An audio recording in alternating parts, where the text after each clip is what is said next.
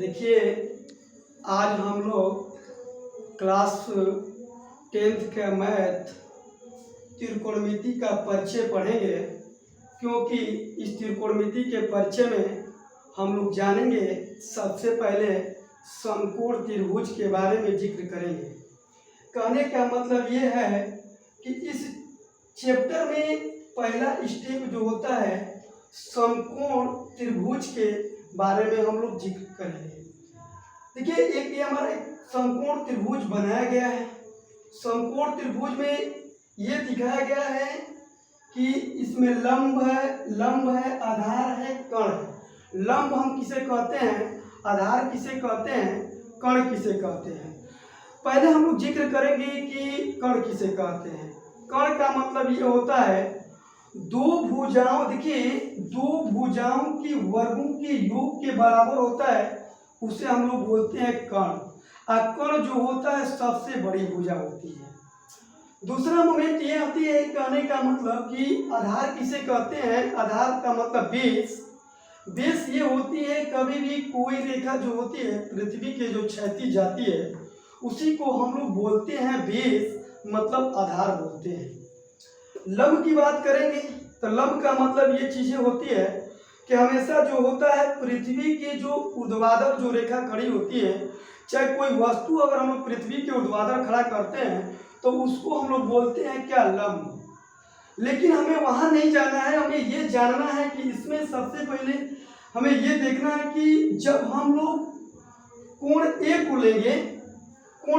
लेंगे तो कोण लेने का मतलब ये होगा इसके सामने वाली जो भुजा होगी उसे हम लोग बोलेंगे लंब। इसके सामने वाली जो भुजा होगी उसे हम लोग लंब बोलेंगे। और जब हम इसके साथ जब कोण सी को लेंगे तो कोण जब सी के लेने का मतलब इसके सामने वाली जो भुजा होगी ये लंब हो जाएगी।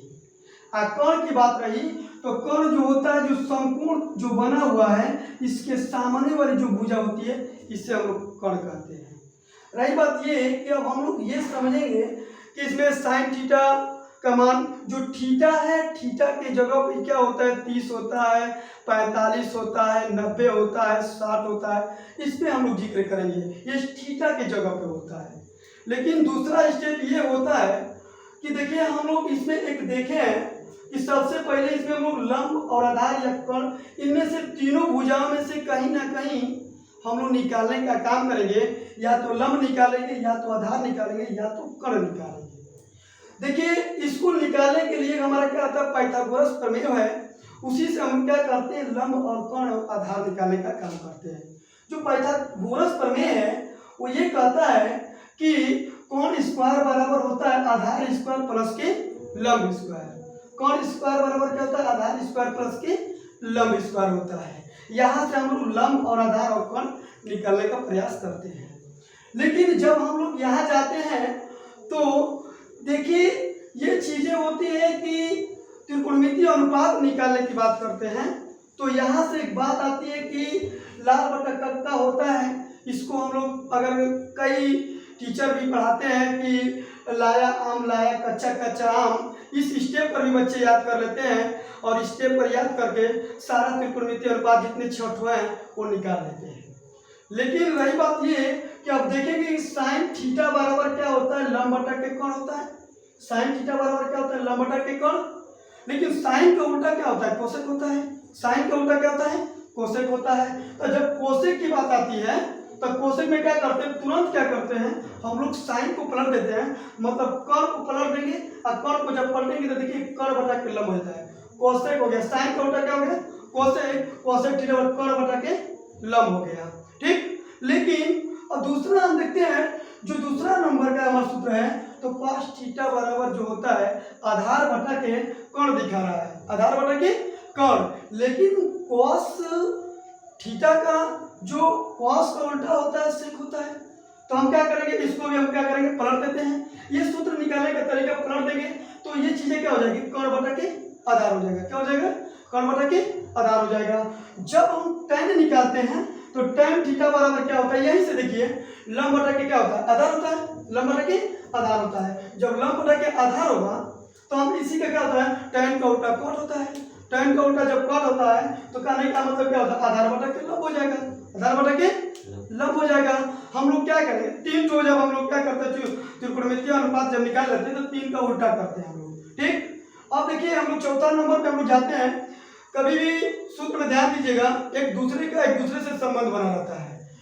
tan का उल्टा क्या होता है, sin, tan का उल्टा क्या होता है, sin बटा के क्या होता है, cos थीटा, sin थीटा बटा के cos थीटा। अब cos देखिए cot को हम लोग लिखते हैं cos थीटा बटा के sin थीटा, ठीक। ये सूत्र जो होता है बहुत महत्वपूर्ण सूत्र है, ठीक। लेकिन अब देखिए हम लोग 5वां सूत्र पे जब हम जाते हैं तो sin थीटा बराबर होता है, आप लोग यहाँ sin थीटा बराबर लंब बटा के cot पढ़ के आ गए हैं। लेकिन हम देखिए यहीं पे sin थीटा बराबर क्या था, 1 बटा के cosec थीटा, 1 बटा के cosec थीटा। तो cosec थीटा हो गया।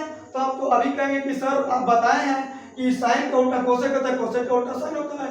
तो ठीक है, cosec थीटा बराबर क्या मैंने निकाल दिया, 1 बटा के sin। cosec थीटा बराबर क्या निकाल दिया, 1 बटा के sin निकाल दिया। देखिए उसके बाद क्या होता है cos थीटा, cos थीटा बराबर 1 बटा के sec थीटा होता है। cos थीटा बराबर क्या होता है, 1 बटा के sec थीटा। तो sec का उल्टा हो जाएगा cos, तो sec थीटा बराबर क्या होता है, 1 बटा के cos, 1 बटा के cos हो गया। लेकिन tan थीटा बराबर क्या होता है, जब हम लोग tan थीटा बराबर जाएंगे तो 1 बटा के cot, अब 1 बटा के cot हो जाएगा तो cot हो जाएगा। तो हम लोग क्या करेंगे, cot थीटा बराबर क्या निकालेंगे, 1 बटा के tan थीटा निकालेंगे, 1 बटा के tan थीटा निकालेंगे। लेकिन इसी के अनुसार हम लोग देखेंगे एक चीज, कहने का मतलब ये है सर्वसमीका का जो सूत्र है मेन वेरी वेरी इंपॉर्टेंट, इसमें हम लोग जिक्र करते हैं। अब कहेंगे कौन सा सूत्र ऐसा है, देखिए ध्यान दीजिएगा कि कभी भी साइन स्क्वायर थीटा प्लस के कॉस स्क्वायर थीटा बराबर 1 होता है। ये सर्वसमीका का सूत्र है, बहुत वेरी वेरी इंपॉर्टेंट है, ये बहुत वेरी वेरी इंपॉर्टेंट है। अब इससे हम लोग कई सूत्र निकाल लेते हैं, इससे हम लोग कई सूत्र निकालेंगे।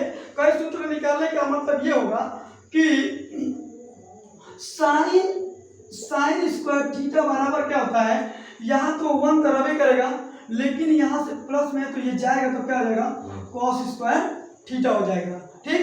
ये भी एक सूत्र बन जाएगा। अब देखिए साइन थीटा बराबर जब निकालेंगे तो ये स्क्वायर हटा देंगे तो ये क्या आ जाएगा, रूट में आ जाएगा। और जब रूट में आएगा तो 1 माइनस कॉस स्क्वायर थीटा, ये भी एक फार्मूला निकल के तैयार हो गया। लेकिन आप लोग कहेंगे सर साइन थीटा बराबर तो आप निकाले लंब बटा कॉट, यहाँ आप कहेंगे कि सर साइन थीटा बराबर 1 बटा के कोसेक थीटा, लेकिन सारे एक दूसरे का रिलेशन बना हुआ है, सारे एक दूसरे का रिलेशन बना हुआ है। तो देखिए जो स्टेप दिया जाता है तो इसी सूत्र से हम लोग कोसेक स्क्वायर कोस को निकालेंगे, कोस स्क्वायर थीटा बराबर क्या हो जाएगा 1, और यहाँ पे ये प्लस में इधर जाएगा तो क्या हो जाएगा माइनस साइन स्क्वायर थीटा। तो यहाँ से कॉस स्क्वायर थीटा बराबर रूट में 1 माइनस के साइन स्क्वायर थीटा, ये भी एक फार्मूला निकल गया, ये भी एक फार्मूला निकल गया, ठीक। लेकिन आप वही बात है कि आप लोग इस पे जिक्र करिए, याद है 8.1 के लिए इतना ही सूत्र पे पूरा हमारा जो है 8.1 का पूरा सवाल इस पे लग जाएगा, 8.1 का पूरा सवाल लग जाएगा। बस सवाल में एक ही स्टेप घुमाने का काम करता है, 1 क्या घुमाता है कि इस कोण को बदलता है। हमेशा मैंने कहा है लंब और आधार आपस में बदलते हैं, लंब और आधार क्या होते हैं आपस में बदलते हैं, ठीक।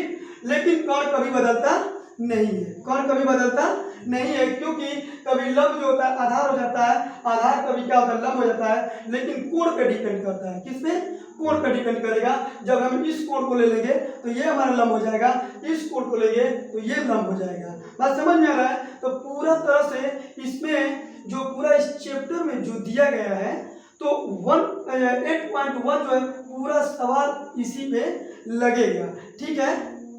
Okay, good night.